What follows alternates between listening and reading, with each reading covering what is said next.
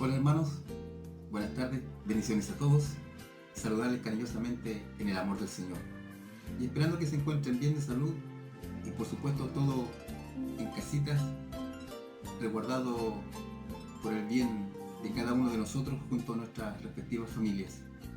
Saludar a mi pastor Miguel Moraga, a mi pastora Carolina Guzmán, mis pastores distrital del Templo Central Lota, a todos mis queridos pastores del Distrito El Carbón, junto a sus amadas esposas, nuestras pastoras, a los hermanos oficiales del Templo Central, a los hermanos, a las hermanas, jefe de grupo y su directiva, al coro infantil, a los hermanos ciclistas, a las hermanas Antorca, a mi querido grupo Coro Juventud y a la congregación. Y por qué no decirlo, saludar a la hermandad en general del Distrito del Carbón. Y hoy domingo 21 de junio, cómo no saludar a todos los papitos en este día especial, el Día del Padre. Muchas bendiciones para ellos, o sea, para todos nosotros que somos papás, y también a los futuros que serán. Agradecer a Dios esta bendición que me concede a través de mi pastor Miguel para hoy domingo, un día especial, un día oficial de las iglesias, tener la oportunidad de predicar la palabra de Dios. Dios me honra con esta bendición y quiero hacerlo humildemente y de todo corazón, siendo un mero instrumento en las manos del Señor. Quiero compartir junto a ustedes el mensaje de la palabra de Dios que hoy tendremos para nuestra meditación en el libro de Lucas, para que pueda abrir su Biblia, compartir conmigo la lectura en el capítulo 24 del versículo 13 al 35, en el libro de Lucas, capítulo 24, versículo 13 al 35, un mensaje conocido que lleva como subtítulo En el camino a Emaús,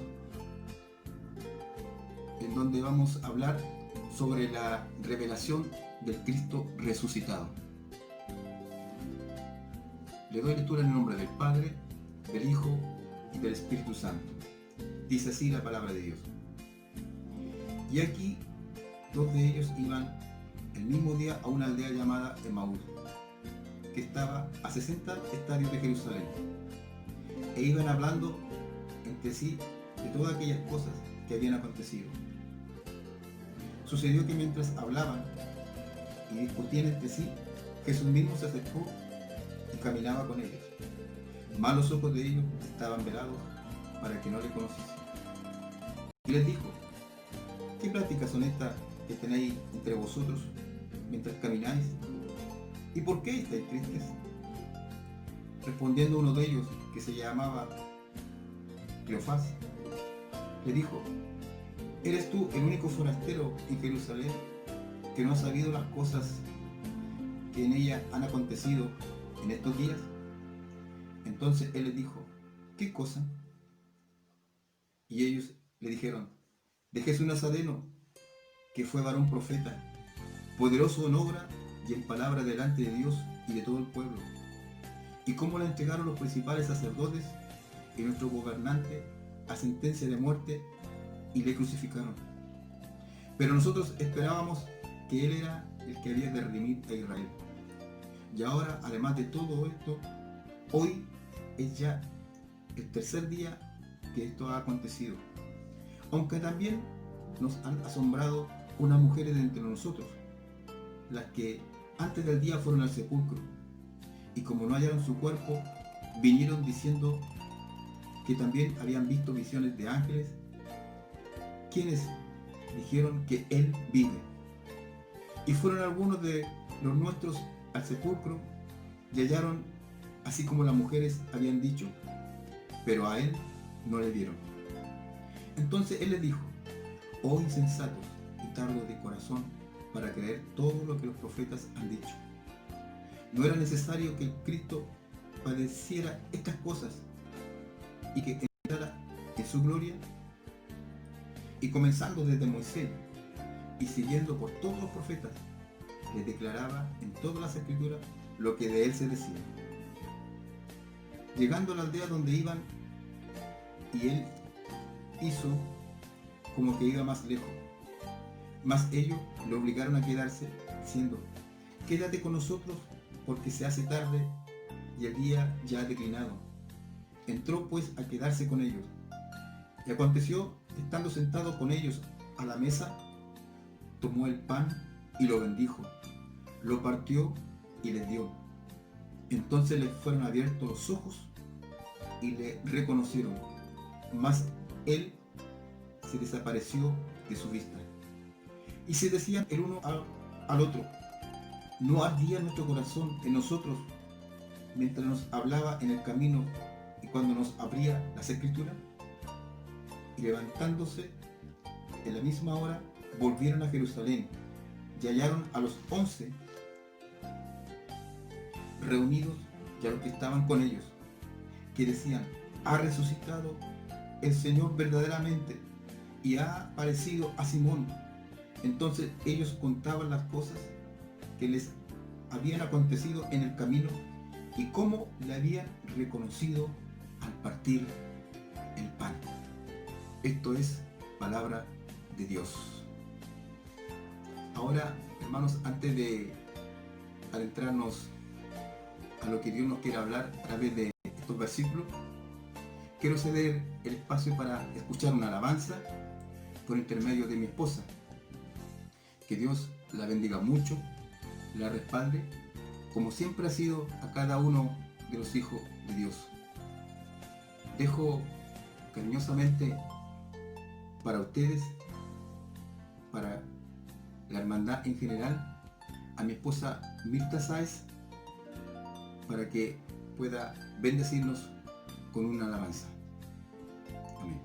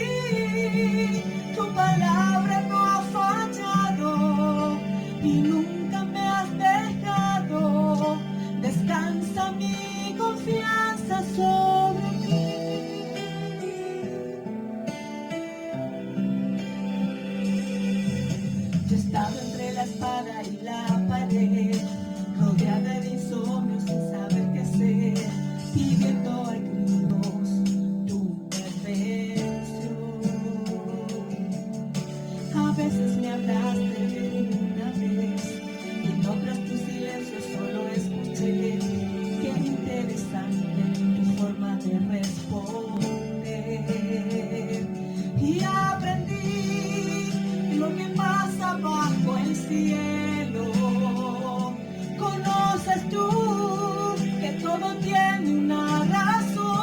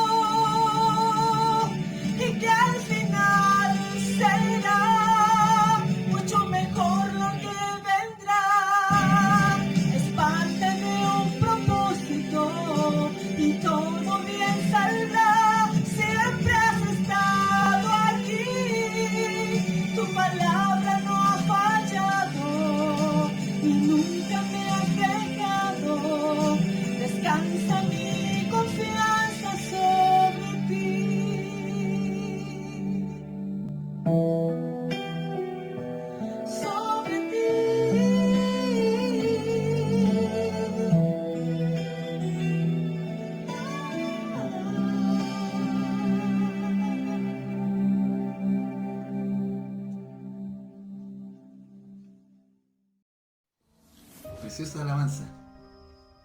Y al final será mucho mejor lo que vendrá. Es parte de un propósito. Dios bendiga mucho a mi esposa. Dios siempre le pueda respaldar en todo lo que ella puede realizar como sierva, como una servidora del Señor. Bien, amados hermanos, retomamos la oportunidad que se me ha dado como para hablar de la palabra de Dios, enfocado en este tema que les decía, hablando de la revelación del Cristo resucitado. En este tiempo de pandemia en que estamos viviendo, el gobierno de nuestro país y la autoridad de salud nos han impuesto un medio de confinamiento de cuarentena personal u obligatoria para evitar el contacto persona a persona, en distanciamiento social como medida de resguardo sanitario para ayudar a evitar la propagación del contagio del coronavirus. Y la realidad de las cosas, ahí ha sido en donde nos hemos dado cuenta que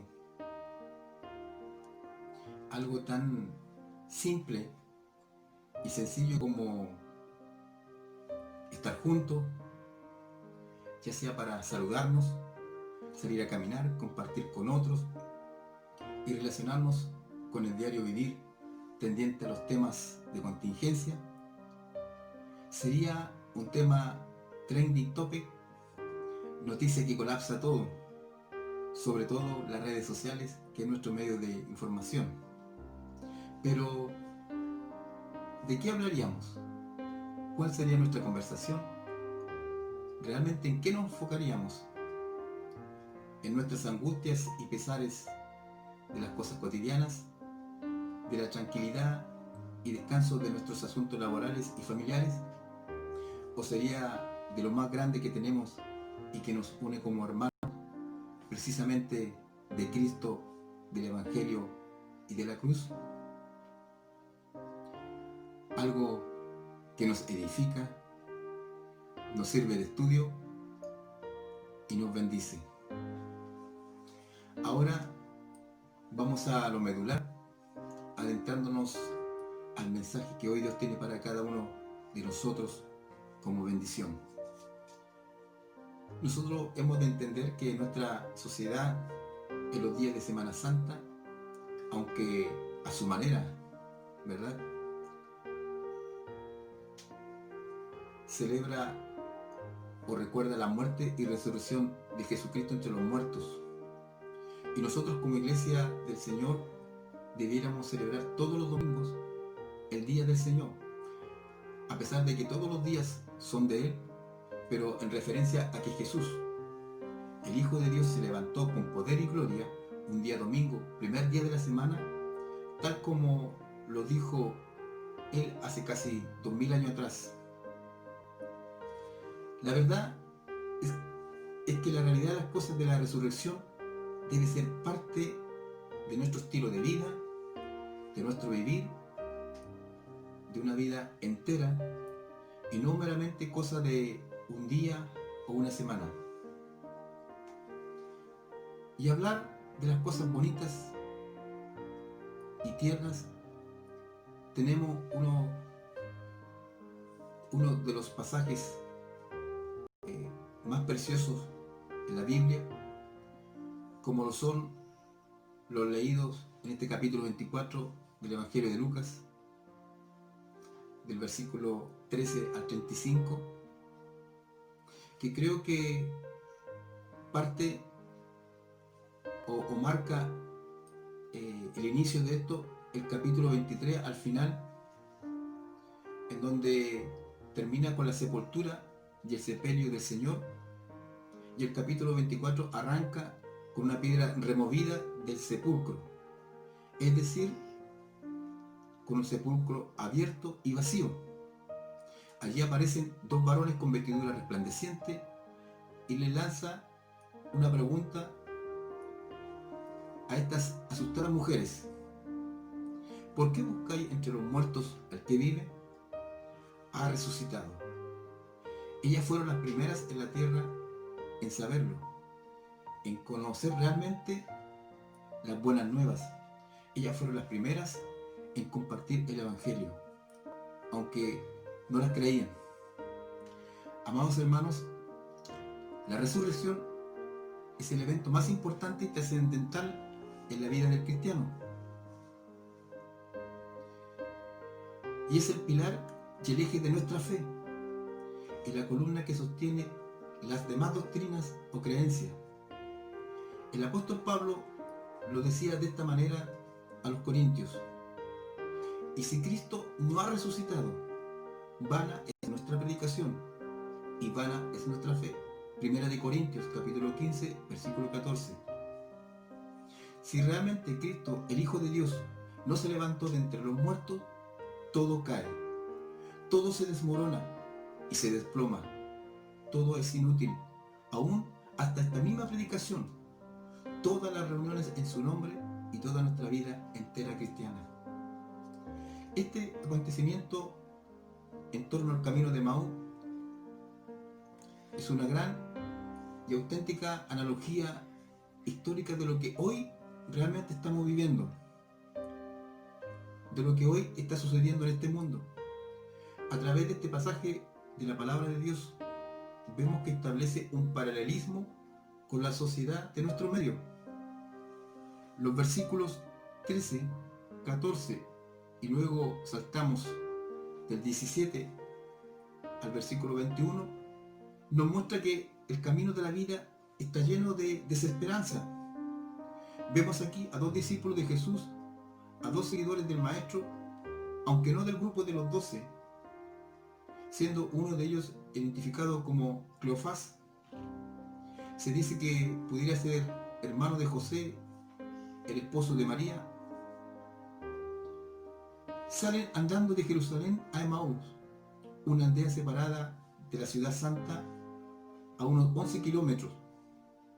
Y dice el versículo 13, que fue aquel día, el primer día de la semana.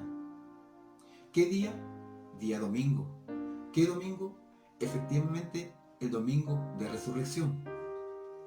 Y por lo que leemos en estos versículos, lo que pasó este día fue un auténtico drama para ellos. Esto fue la peor caminata de su vida.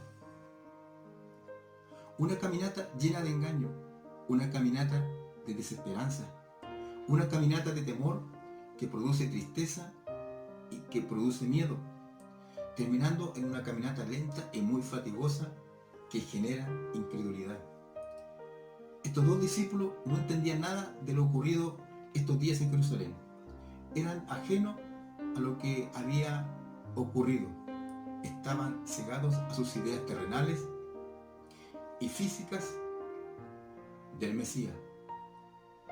Un Mesías tipo político que lo libertaría del yugo y la opresión romana, pero que a la vez tenían una opresión muchísimo peor, llamado pecado, y un opresor peor que Herodes, peor que Pilato, o aún peor que Nerón.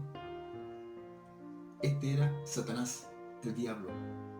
Pero Jesús vino a deshacer las obras del diablo, vino a quitar el pecado del mundo de una vez y para siempre, y vino para hacer morir a la muerte y al que tenía imperio sobre ella. Ellos, como acabamos de decir, pusieron toda su confianza en este carpintero y profeta de Nazaret, que les sacaría de la esclavitud de los romanos. Y ahora, lo más contradictorio, que después de resucitar a Lázaro, a la hija de Jairo, o al hijo de la viuda de Naín, después de tantos milagros,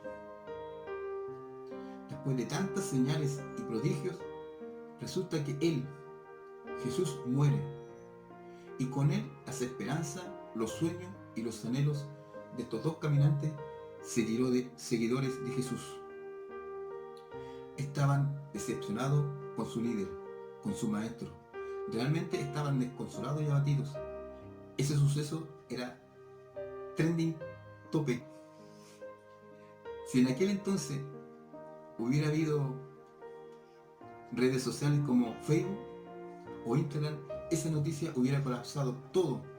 No se hablaba de otra cosa más en Jerusalén ni más allá que de esto.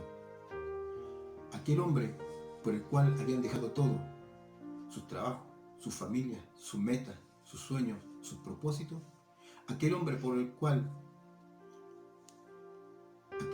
que les hablaba de vida eterna, de libertad, que hacía milagros, señales y prodigios, aquel hombre murió como el más cruel delincuente y sin ofrecer resistencia alguna por su vida,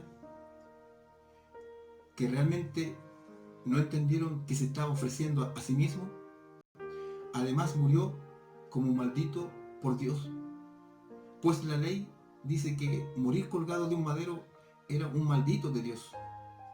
Además, recordaban una cosa, que Él les prometió que resucitaría el tercer día y no lo había hecho. Recapitulemos algo. A ellos también les llegó la noticia que el sepulcro estaba abierto, que no estaba el cuerpo dentro de él, que Pedro ni Juan lo vieron por ningún lado. Es más, Jesús ya se lo había advertido y aún con todo esto no creían. Estaban desesperados. A estos dos discípulos se les vino el mundo abajo. Se derrumbó todo para ellos, hasta el punto que estaban cegados, como nos dice el versículo 16. ¿Cuál fue la causa de esa ceguera? La Biblia no lo menciona, ya sea por disposición soberana de Dios, ya sea por la desesperanza, unida a su incredulidad. La Biblia no lo muestra de forma literal. Posiblemente su incredulidad afectase su visión de la realidad. Esto sumado a que Dios de forma soberana impidió la visión de Él a estos dos caminantes, pues Dios hace lo que quiere, con quien quiere, donde quiere y con quien quiere, simplemente porque Él es Dios. María Magdalena no lo reconoció, según San Juan, capítulo 20, versículo 11 al 18. También se le apareció a 7 de sus discípulos que estaban pescando en el mar de Galilea y tampoco le reconocieron. San Juan, capítulo 21. Esto quiere decir que Jesús es quien se revela, y en esta ocasión lo haría en el momento que ellos estuvieran realmente preparados. Y aún es evidente que estos dos discípulos no lo estaban. Esta palabra nos da a entender que si falla la fe, falla las esperanzas. Y es ahí en donde empezaron los problemas para estos dos discípulos. El desánimo de ellos era tan grande que les había producido una incapacidad para creer que Él dijo que sucedería al tercer día.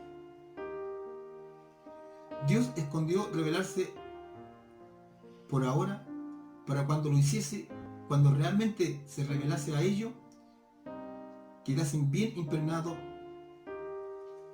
de esa revelación en sus espíritus, pues ellos lo sabían todo, sus obras, sus palabras, su muerte, sus profecías, pero le faltaba algo, y ese algo era la revelación del Cristo resucitado, que venció la muerte. Las primicias de los que han muerto le llamaron varón poderoso de Dios en palabra y obra, un profeta. Conocían al Señor en la carne, pero no en su resurrección. El apóstol Pablo, en su segunda carta a los Corintios, capítulo 5, versículo 16, dice: de manera que nosotros de aquí en adelante a nadie conoceremos según la carne, y aún si a Cristo conocimos según la carne, ya no le conoceremos así. Ya no lo llaman Mesías como en sus días. Un día le creyeron y por eso le seguían. Nosotros esperábamos que Él salvara a Israel. Ahora es un profeta más. Sus esperanzas mesiánicas quedaron clavadas en la cruz. Es más, creyeron que Jesús, el Hijo de Dios, fue derrotado en la cruz por los sacerdotes y las autoridades de Judea. Amados hermanos, hoy día muchos de nosotros somos igual a estos dos caminantes que solo vemos el problema. Es más, nos ahogamos en esos problemas y vemos que a veces no hay solución. Y tomamos la mala decisión de mal encaminar nuestros pasos bajando de nuestra Jerusalén hasta Emaú. Y el sufrimiento por la mala decisión no nos deja ver más allá, nos nubla la vista, nos ciega, nos pone un velo a la realidad de la palabra de Dios. Aunque la tenemos, aunque la abramos, no nos produce revelación, no terminamos de creerla. Teológicamente, Jerusalén representa lo divino, la promesa, la presencia de Dios. Y Emaú, en este caso, en esta historia, representa lo mundano, el sistema de las cosas del mundo, lo terrenal. Es más curioso. Mire, Jerusalén está situada a unos 650 metros por encima del nivel del mar, y el camino de Emaú era un camino de descenso. Un descenso en lo geográfico, pero también un descenso en lo espiritual. Estos dos discípulos, o estos dos cristianos, estaban en retirada como algunos de los hijos de Dios, que viven en un mundo triste, abatido, lleno de desesperanza, de infelicidad, o viven una felicidad que procede de otra fuente y que es destructiva. Viven en un mundo que busca religiones, que busca ideales, que busca ídolos, pero que desconocen a su creador, y por eso ven lo que ven: un mundo lleno de odio, un mundo lleno de falta de perdón. ¿Por qué este mundo, en la instancia que estamos viviendo, no reconoce al autor de la vida, al dador, al hacedor y sustentador de la vida? El mundo necesita urgentemente a Cristo, a su creador, a su redentor y salvador, su sustentador y su juez. Al Cristo que hace casi 2000 años resucitó, destronó y venció a la muerte. Este mundo camina como estos dos caminantes. Creen conocerle, pero viven como si no le conocen, llegando hasta el punto que a quien le llamaron forastero, él los llama a ellos insensatos y tardos de corazón. Ellos conocían muy bien las Escrituras, el canon judío, que estaba estructurado en 3 partes: la ley, los profetas y los escritos. Pero ellos fallaron en entender que el Cristo sufriente y padeciente era el único camino a la gloria. No podían entender por qué Dios no intervino para salvar a Jesús, su maestro, de la cruz. A su vez, Él los libraría de Roma y serían una nación prominente. No estaban preparados para poder asimilar y comprender los valores del reino de Dios. Esos valores que son totalmente contradictorios y opuestos a los valores del mundo, como el último será primero, y de donde emana la vida es la muerte, y donde debemos amar incluso a los enemigos. Aún hoy el mundo tiene la visión errónea y no ha cambiado sus valores. Todavía el siervo sufriente es impopular y rechazado como hace 2000 años atrás. Aún hay muchos seguidores siendo insensatos, confundidos y tardos de corazón ante las Escrituras. Pero esta fue la mejor conversación teológica de toda la historia de la humanidad. Fue la mejor clase de estudio bíblico de todas, el mejor seminario de todos. Pese a todo, qué privilegio más grande tuvieron estos dos caminantes. Era muy importante que ellos entendieran que la muerte de Jesús no fue un fracaso, sino que fue el perfecto cumplimiento del plan de Dios. Jesús se presenta como la palabra encarnada de Dios, exponiendo la palabra escrita y llevándola a sí mismo, quien es el cumplimiento, la perfección y el clima de toda ella. Si estos dos discípulos hubieran entendido y creído lo revelado todo en el Antiguo Testamento, no se habrían sentido deprimidos, sino que se hubieran llenado de gozo y alegría. Tal como Jesús les habló a algunos de sus discípulos y les dijo: tened ánimo, yo soy, no temáis. En el libro de Mateo, capítulo 14, versículo 27. El ser cristiano o hijo de Dios y no conocer la palabra de Dios desde el Génesis al Apocalipsis es una gran insensatez y un gran peligro, pues desde el principio a fin, desde la creación hasta la consumación, Cristo se ha querido revelar a la humanidad. Jesús, el forastero, caminando junto a los cabizbajos discípulos, primero los llevó a la palabra y luego se reveló a ellos. Sin la palabra abierta, fielmente expuesta, no hay revelación de quién es Él, ni de su obra en favor nuestra. Y si no hay revelación de quién es Él, no hay salvación. Escudriñad las Escrituras, porque a vosotros os parece que en ellas tenéis la vida eterna, y ellas son las que dan testimonio de mí. Así nos dice San Juan, capítulo 5, versículo 39. Mientras caminaban y escuchaban cómo Cristo está en toda la palabra,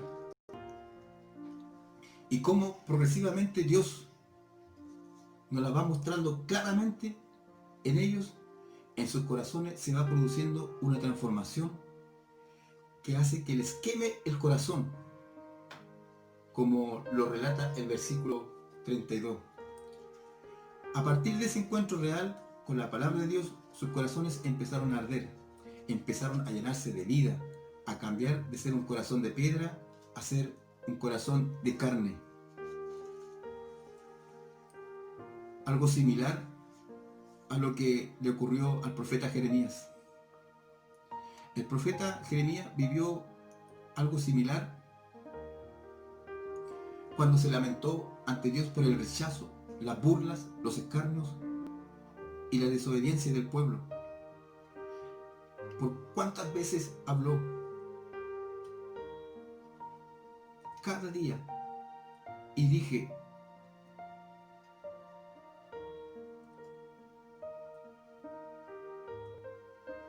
dando voces, grito, porque la palabra de Jehová me ha sido para mí afrenta y escarnio.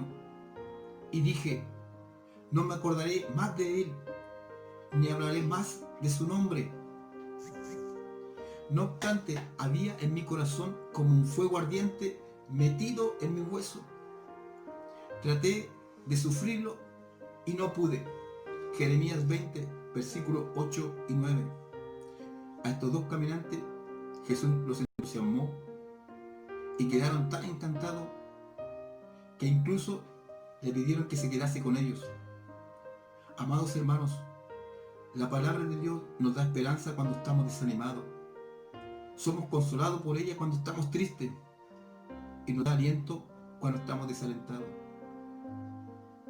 Jesús provocó ese encuentro íntimo, disimuló haciéndose como que seguía más adelante, pero sabía que tras abrirles y exponerles la palabra, ellos querrían más y más.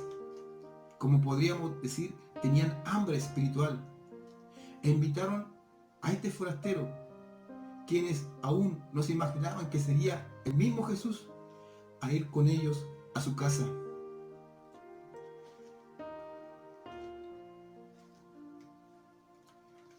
Por lo tanto, es importante entender que en este mensaje de la palabra de Dios tenemos un enfoque de 3 aspectos. Que sin la palabra de Dios no hay revelación. Y si Dios no se revela a través de la palabra a nosotros, no hay salvación. Por eso es importante en este tiempo difícil, de tristeza, de desaliento, de desesperanza, desánimo, de desconsuelo, de incertidumbre, saber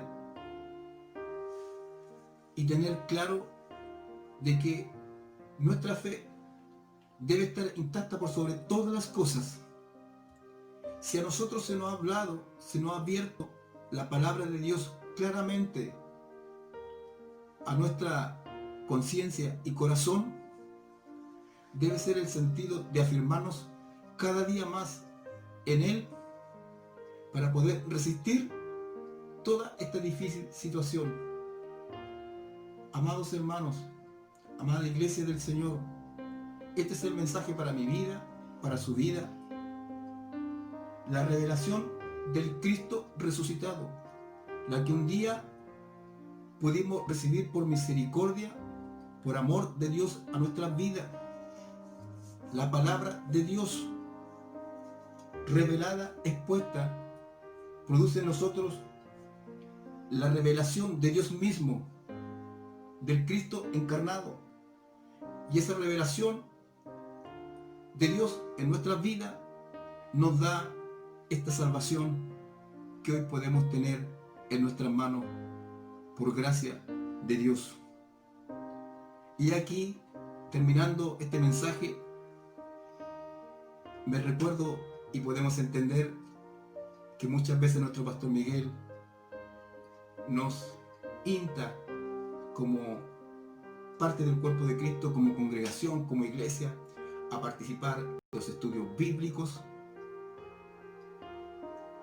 de las clases dominical, de las clases de los institutos, a escudriñar las escrituras para poder conocer más de Dios. Solamente ¿qué nos puede sostener en estos momentos difíciles, en donde a lo mejor este mensaje nos identifica en nuestras vidas? Es solamente la fe puesta en Dios a través de la palabra. Cuando no está nuestra fe en nosotros, nuestros ojos son cegados. La desesperanza pone nuestros ojos cegados para no ver lo real de la vida. No nos damos cuenta que Jesús camina junto a nosotros. No nos damos cuenta que Él ha estado en todo tiempo a nuestro lado. Como estos 2 caminantes, como estos 2 discípulos.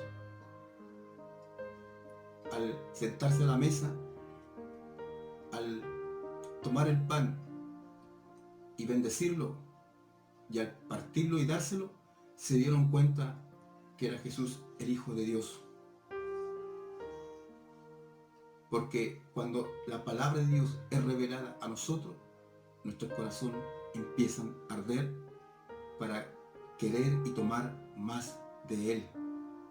Into a seguir adelante, a fortalecerse en Él, a robustecer nuestra fe por medio de la palabra de Dios. Es importante en este tiempo aferrarse cada vez más. Hoy podemos estar sanos, podemos estar seguros. Horas más tarde o el día de mañana no lo sabemos. Este es el mensaje de la palabra de Dios para la iglesia, para mi vida, para su vida. Amados hermanos, reciban muchas bendiciones, mis saludos cordiales y afectuosos de mi familia, de mi esposa junto a mis hijas, y nos estaríamos viendo en una próxima oportunidad, disfrutando de esto tan lindo que es hablar de la palabra de Dios. Que el Señor les bendiga, que el Señor les guarde. Será hasta una nueva oportunidad.